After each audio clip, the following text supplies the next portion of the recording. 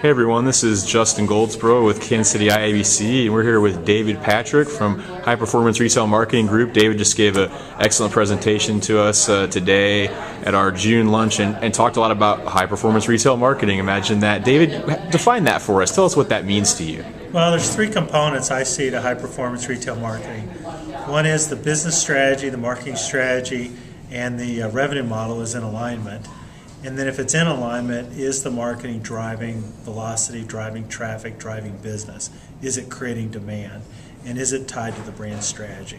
So those three things tied together, you got very powerful marketing. Gotcha. Very, very good. And one of the things you talked about in relation to that during your presentation was there's so many companies out there that do the same thing. A company has to be special in order to stand out. Right. Give us an example maybe of one that you see doing that well, or what you meant by that. Okay, well, one of the things that one company that does exceptionally well about being special right now is PetSmart. They've become a pet partner and a pet parent partner for their customers.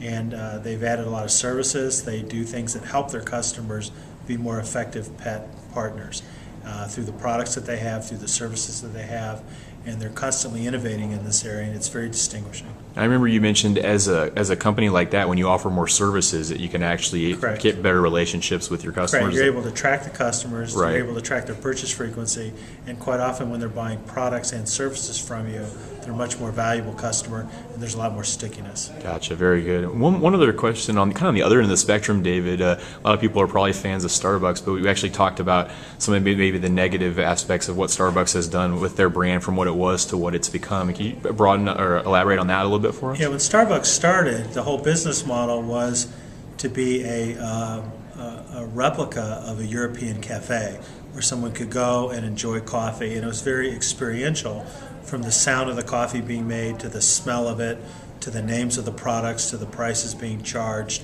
and the heavy service component. And now what's happened is they've taken away a lot of the special attributes away from that. And they've made it much more of a commodity, and that's allowed places like McDonald's to come in, create a McCafe, and essentially charge $4 or $4 or $5 less for the products. And people who don't think Starbucks is all that special, McDonald's becomes a substitute for that. Right, and I will say that my favorite quote during the presentation was the cachet of Starbucks being high. I paid $8 for this cup of coffee. Right. Thanks, David, for being here. Sure Welcome. appreciate it. Thanks.